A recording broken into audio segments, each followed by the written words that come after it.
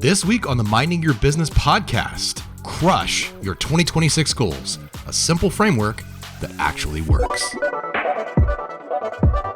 Welcome to the Minding Your Business podcast. I'm CJ Jolliff, and I'm by myself today.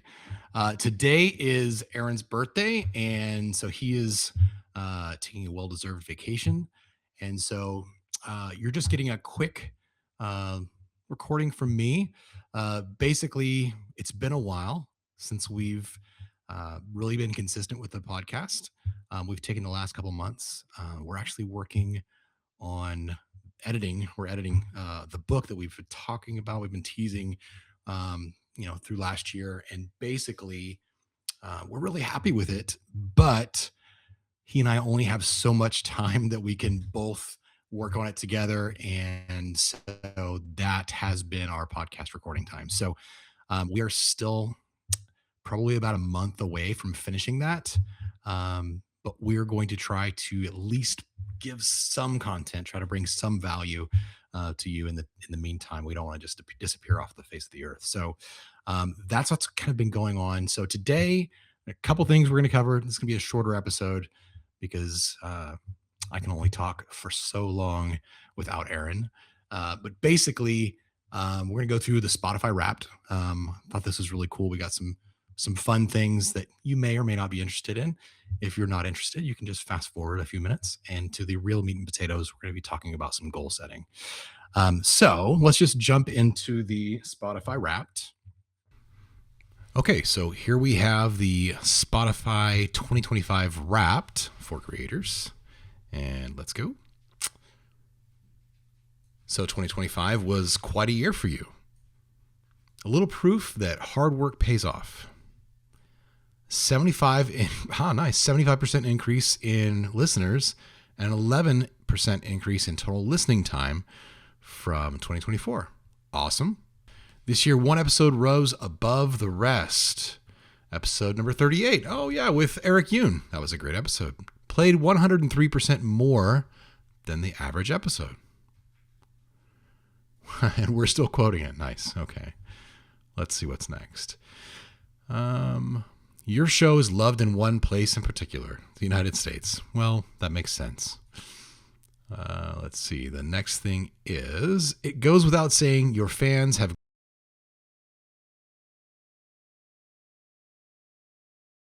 Scary kids, scaring kids. Interesting.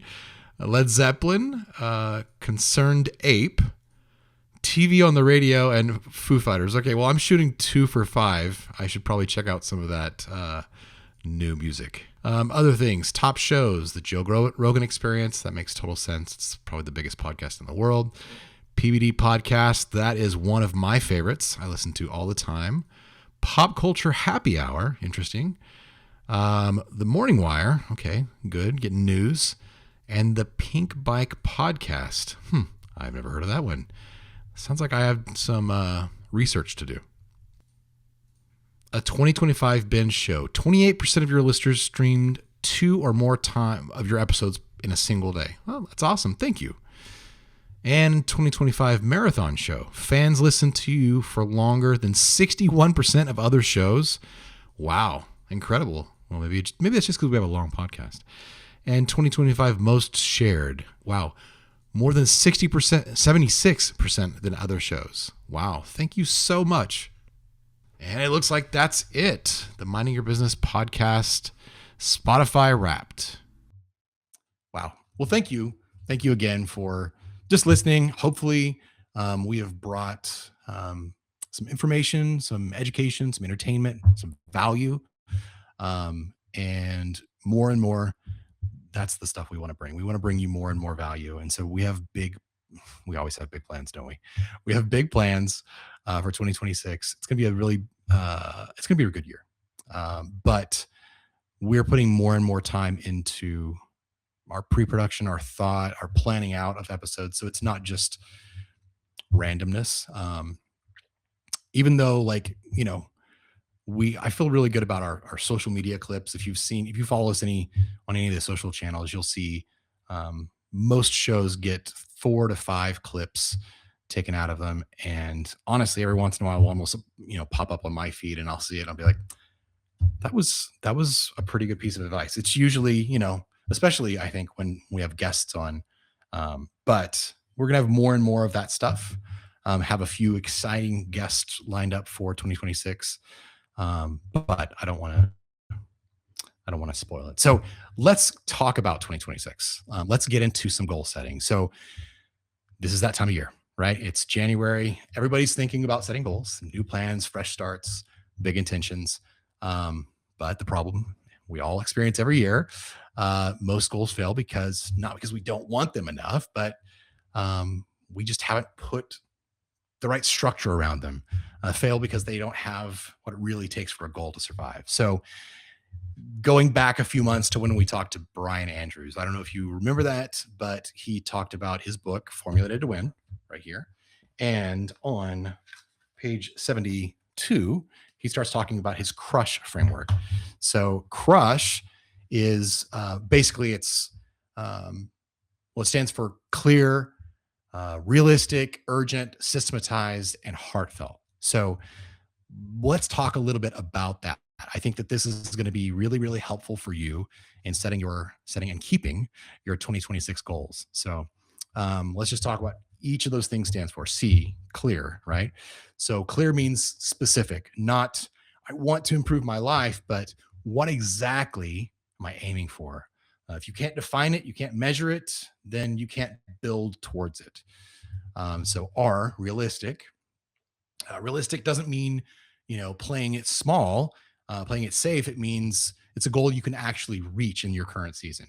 Your time, your energy, your resources, you actually have those things. You have the ability to get there. It's a goal that should stretch you, but not so far that it sets you up for failure. Urgent. Urgent, used for urgent, it means it has a timeline. A goal without a deadline becomes a someday project. And without that urgency, your goal lacks gravity, and it just turns into oh, one day I'll get it done. So something that I've heard Brian say many, many times is deadlines are lifelines. Let's see. S, systematized. Systematized means you break the goal down into repeatable actions. You don't win through big motivation. You win through systems, small actions that build up. It's the process that leads to the progress. H, heartfelt. Heartfelt means the goal connects to something deeper, a meaning for you. If it doesn't matter to you personally, like let's say it's your health or your family, your future, it won't survive when things get uncomfortable, when they get hard. So let's take a look at maybe a couple real world examples. So I have a couple things written down here as I drink some coffee, brought to you by Roast of the Week, shameless plug. Sorry. A real world example, because again, it's January, right? So everyone is back in the gym and they're trying to lose weight. So, or get the beach body for the summer. So let's look at what that could look like. I want to lose weight. That would be maybe what a lot of people would say. It's a good intention, but it's not a strong goal yet. So if we take crush and apply that to that, I want to lose weight, clear, right? So C, I want to lose 20 pounds is not vague. It's not emotional. It's measurable, right? So it goes from I want to lose weight to I want to lose 20 pounds. Realistic over the next 5 months.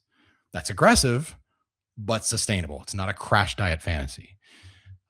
Urgent by June 1st. Now it's on the calendar. It's real. You have that deadline, which is your lifeline. Systematized, 4 workouts a week, daily step target, and planned meals. Now it's no longer a wish. You actually have an operating system to achieve this thing. Heartfelt, because I want energy for my kids, confidence in my body, and longevity. That's what I'm building. So that's when your why will carry you when your motivation disappears. So it's the same desire, completely different structure. One burns out and the other one pushes through and gets built. Let's say for a business example, right? It's the beginning of the year, it's Q1. and we are all like, hey, we want to do more business this year. So instead of, I want to grow my business this year, again, that's good. Don't we all? But it's not clear, realistic, you know. So here, let's put it in that filter. Let's put it in the crush filter. Clear. I want to increase my monthly revenue by $5,000. Not do better, not scale. It's a real number.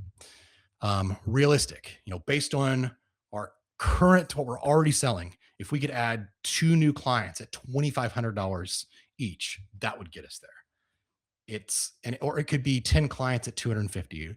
You know your business, you know what you can achieve, right? So set something that's realistic. Again, don't set yourself up for failure. I know someone that just set their goals this year for $1 million. That's it's big. That's a big jump from where they're at, but he can tell exactly what it's going to take to reach that $1 million sales goal. So super cool. Urgent. By the end of Q1. Now it's not a dream. Again, it's on the calendar. It's got a deadline. It's got a lifeline. Systematized. Weekly outbound outreach. You know, one new piece of authority content every week. A simple follow-up process for every lead. That's that operating system. That's the way you make that process lead towards your progress. And then heartfelt. You know, I want to do this because I want stability for my family. I want more margin in my schedule. I want a business that supports my life instead of consuming it. That's the reason that keeps you building when things inevitably feel slow. So it's the same goal, you know, grow the business, but now it's structured, trackable, and actually doable. It reminds me of, you know, something my father-in-law said, and I'm sure many people have heard this before, you know, how do you eat an elephant? One bite at a time. So you have to break down the big thing into small, easily takeable steps. So here's my big takeaway, and then we'll wrap things up. You know, your goals don't need more hype. It's that time of year, and don't call it a resolution unless you're really, really resolved to get it done. But your goals need better construction. You can crush your goals. Use this framework. There's another framework, I think SMART. Aaron's talked about that. Whatever you do, take it seriously. And just when things get hard, because they will, don't rely on your motivation. Rely on that discipline, that determination. You have to decide before you start that you will finish. And sometimes, some days, it's just about putting one foot in front of the other. But you can do it.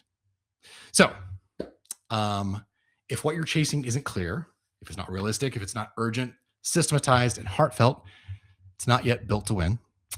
But the good news is you can take it and structure it, and you can do that, right? It starts with a dream. You take it through this crush framework, and it can be a reality. So I will say, and this is really exciting, Brian has been generous enough to give the Formulated to Win ebook to all of you. So this is the physical book, but you can get the ebook. All you have to do is follow the link in the show notes, and you can download it for free. And I guarantee you, there are some great nuggets in that book. This is just one little piece of the book. There's so much. This is in page 73. There's so much before that just sets up a great system. I think you'll really, really like it. You really get a lot of value. And here is to your 2026. Wish you a prosperous and a successful 2026. And until next time, when hopefully we see Aaron again, mind your business. Hey, thanks for listening to the Minding Your Business podcast. This has been a great journey for Aaron and me both. You can find us on Facebook. This year, we're going to try to invest in our group, spend more and more time there, and really be interactive with you guys. So if there's questions you have, whether it's mindset related or business related, we're really committed to growing that group this year. So please come and join us. You can go to mybpodcast.com. There's a link there to take you to the Facebook group. Also, since we're setting goals, why don't you post on the Facebook group and tell us what goals you have for 2026. And we just really do appreciate you taking the time to be a part of the community.